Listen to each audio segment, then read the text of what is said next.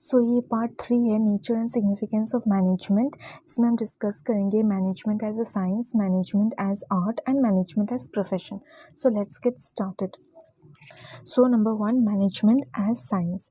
तो मैंने यहाँ एक मेमोरी टेक्निक यूज़ किया है मैनेजमेंट एज साइंस का। Use, U for universal validity, S for systematic body of knowledge, E for experimentation. तो एक बार एक एक करके हम लोग समझते हैं।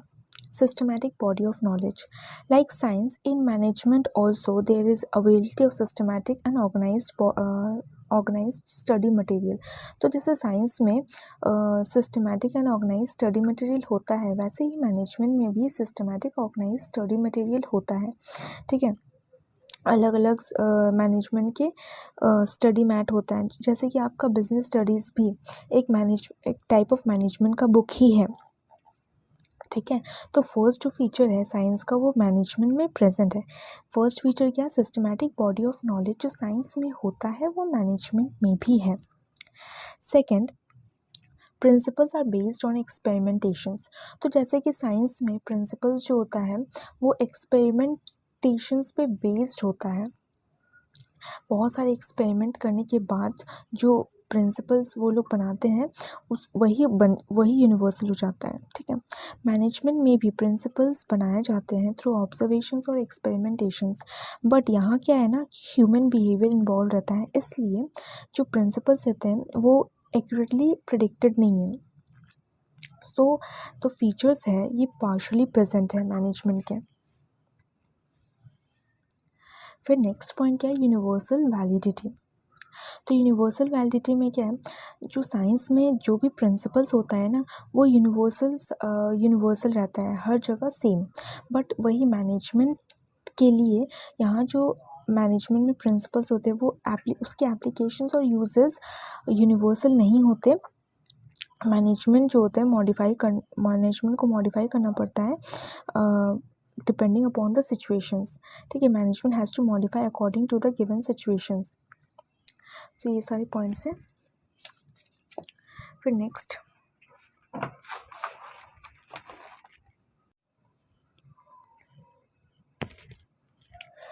Management as an art. तो मैनेजमेंट एक आर्ट भी होता है। कैसे? आर्ट के कुछ कुछ फीचर्स हैं जो मैनेजमेंट में प्रेजेंट है। आर्ट में ऐसा क्या है, आर्ट एक सिस्टमैटिक बॉडी ऑफ नॉलेज है। ठीक है, एक सिस्टमैटिक बॉडी ऑफ नॉलेज है आर्ट, जो कि साइंस में भी था। तो ये पॉइंट तो कॉमन हो गया। ये पॉइंट देखो, सिस्टमैटिक बॉडी ऑफ नॉलेज ना तीनों में रहेगा, मैनेजमेंट एज साइंस में, मैनेजमेंट एज आर्ट में और मैनेजमेंट एज प्रोफेशन में भी। ठीक है, तो ये कॉमन पॉइंट है। फिर नेक्स्ट पॉइंट क्या है, आर्ट का आर्ट में क्या होता है, लोगों को स्किल्स एक्वायर करना पड़ता है। ठीक है, स्किल्स एक्वायर करना पड़ता है, क्रिएटिव होना पड़ता है और प्रैक्टिस करना पड़ता है ताकि वो परफेक्शन अटेन कर पाए। ठीक है, तो ये हुआ आर्ट का मतलब।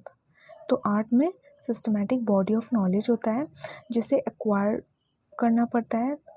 ठीक है, स्किल्स लेना पड़ता है क्रिएटिविटी और प्रैक्टिस के थ्रू, और ताकि परफेक्शन अचीव हो पाए। ठीक है, तो मेन फीचर्स देखते हैं आर्ट के जो मैनेजमेंट में प्रेजेंट है। तो पहला, सिस्टमैटिक बॉडी ऑफ नॉलेज, ये प्रेजेंट है मैनेजमेंट में भी। ठीक है, ये पॉइंट कॉमन रहा। तो यहाँ कीवर्ड्स है, ये देखो, यहाँ सब मेमोरी टेक्निक्स हम लोग यूज़ करते हैं जो कि आपको याद रखना है, यहाँ आपको रीड करना पड़ता है। ठीक है, फिर नेक्स्ट पॉइंट क्या, personalised application. In management also, all managers learn same management theories and principles. तो मैनेजमेंट पर्सनलाइज एप्लीकेशन में क्या होता है ना, कि मैनेजमेंट जो होते हैं ना सारे जैसे कि आर्ट में क्या होता है कि आर्ट ले लो, डांस। ठीक है, डांस ले लेते हैं। जैसे सरोज खान डांस सिखाती है बहुत सारे एक्ट्रेस को, से माधुरी दीक्षित को और श्रीदेवी को उन्होंने सिखाया। ठीक है, लेकिन दोनों का जो एक्सप्रेशन है वो काफ़ी अलग है, दोनों का अलग है। ठीक है, वैसे ही मैनेजमेंट में भी सब मैनेजर्स तो सेम थ्योरीज और प्रिंसिपल्स पढ़ते हैं, बट उनकी एफिशिएंसी पे डिपेंड करता है कि वो प्रिंसिपल्स और थ्योरीज को कैसे यूज़ करते हैं। ठीक है, तो यहाँ क्या लिखा है, इन management also all managers learn same management theories and principles, but their efficiency depend on how well they use these principles under different situations by applying personal skills and creativity। ठीक है, तो यहाँ बोल रहा है कि मैनेजमेंट में भी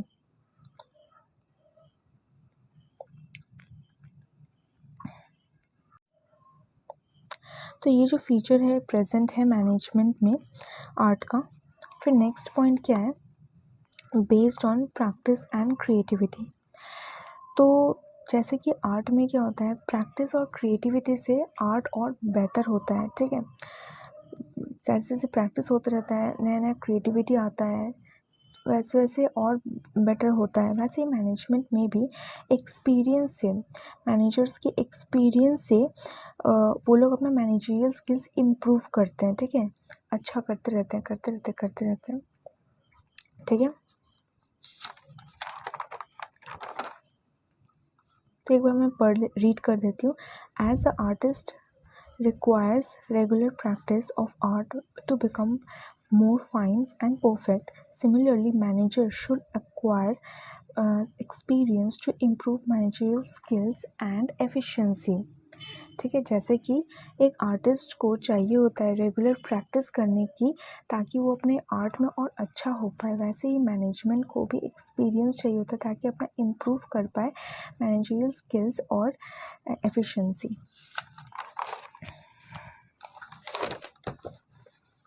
next, management is both science and art. तो मैनेजमेंट साइंस भी है और आर्ट भी है। कैसे? देखो, मैनेजमेंट इज साइंस, एक तो सिस्टमैटिक बॉडी ऑफ नॉलेज जो कि सारे में कॉमन रहेगा। ठीक है, दूसरा है तो जो भी साइंस का फीचर्स है वो हमें लिख देना है। यहाँ है it is principle based on repeated experiments. तो साइंस में क्या होता है, पहले रिपीटेड एक्सपेरिमेंट्स होता है, उसके बाद एक प्रिंसिपल्स बनाया जाता है। वैसे ही मैनेजमेंट में भी सेम है। मैनेजमेंट एज एन आर्ट, तो एज एन आर्ट कैसे होगा, सिस्टमैटिक बॉडी ऑफ नॉलेज जैसे कि आर्ट में प्रेजेंट है। दूसरा है पर्सनलाइज्ड एप्लीकेशन, जैसे कि हमने कहा सरोज खान का एग्जांपल दिया, माधुरी दीक्षित और श्रीदेवी का। भले सरोज खान दोनों को सिखाती हो बट दोनों का एक्सप्रेशन काफ़ी अलग है बिकॉज ऑफ द एफिशिएंसी और पर्सनल स्किल्स। तो वैसे ही मैनेजर्स का भी सेम थ्योरीज और सेम प्रिंसिपल्स वो लोग पढ़ते हैं, बट वो लोग अप्लाई करने के टाइम में उनका तरीका अलग होता है अप्लाई करने का।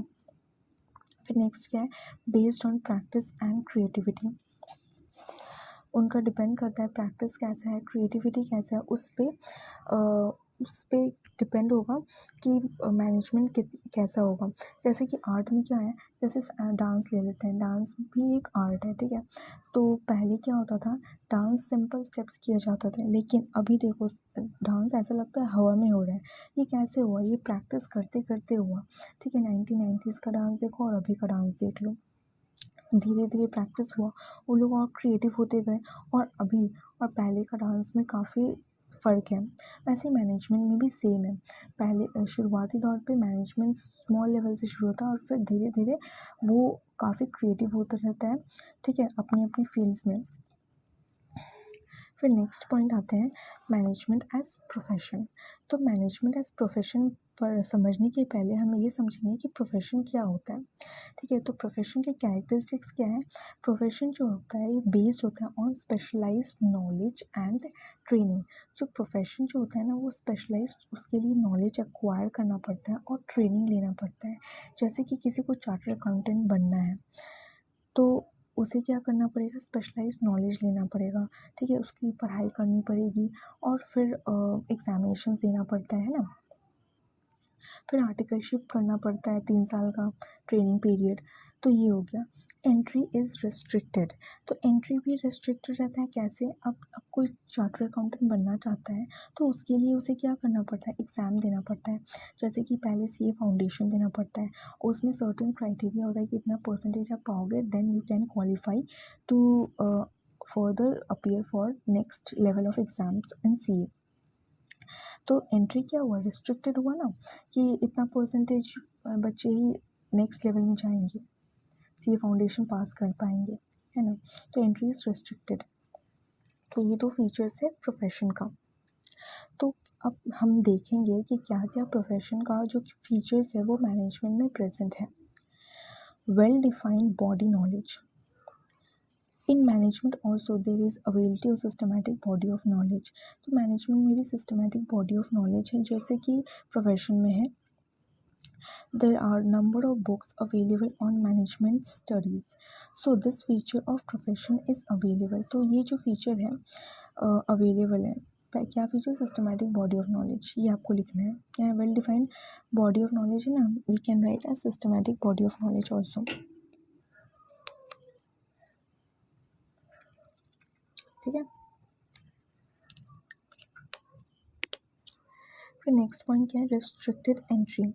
तो जैसे कि प्रोफेशन में क्या होता है, एंट्री रिस्ट्रिक्टेड होता है। ठीक है, आपको पहले CA फाउंडेशन का एग्ज़ाम क्वालिफाई करना पड़ेगा, उसके बाद जाकर intermediate, then final, then you can तो तब जाके आप चार्टर अकाउंटेंट बनते हो। ठीक है, तो यहाँ एंट्री रिस्ट्रिक्टेड होता है प्रोफेशन में।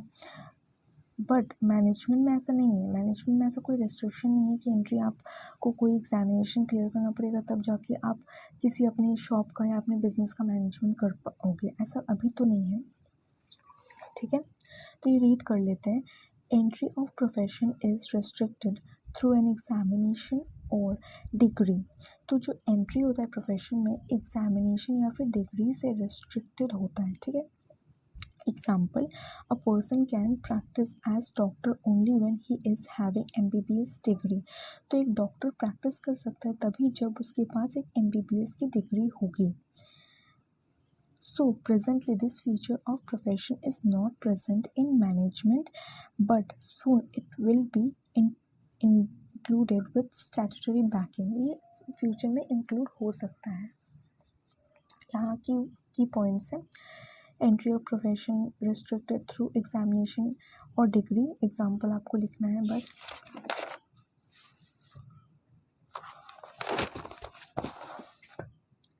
फिर नेक्स्ट क्या है,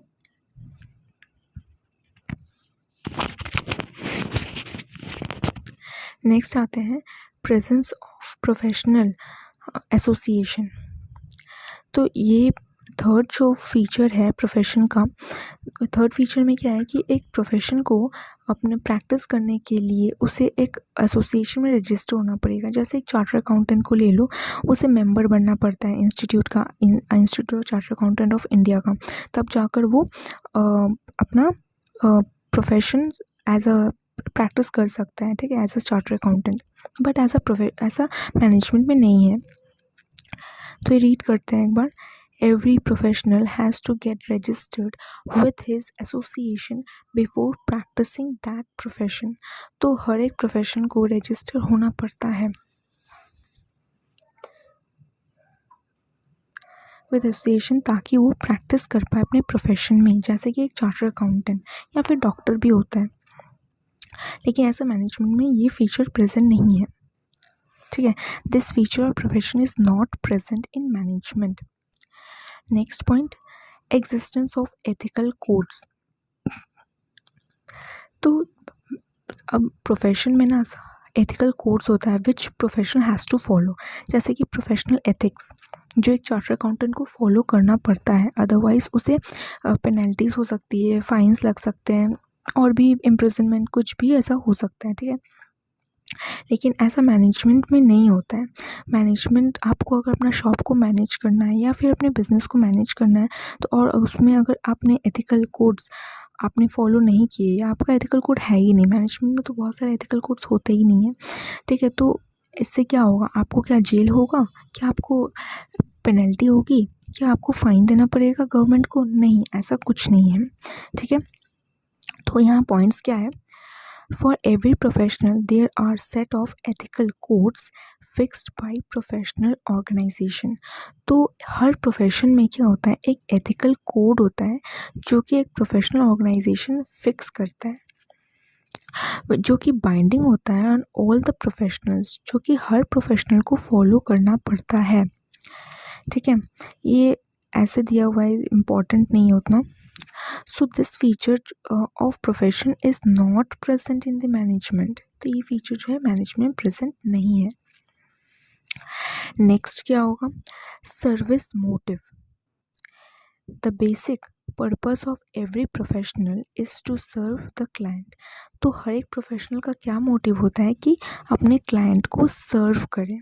ठीक है, प्रोफेशनल का मोटिव होता है क्लाइंट को सर्व करना, जबकि मैनेजमेंट का मोटिव होता है अपने मैनेजमेंट गोल्स को अचीव करना। तो ये भी फीचर जो है सर्विस मोटिव, ये प्रेजेंट नहीं है। This feature is not present in the management. ठीक है।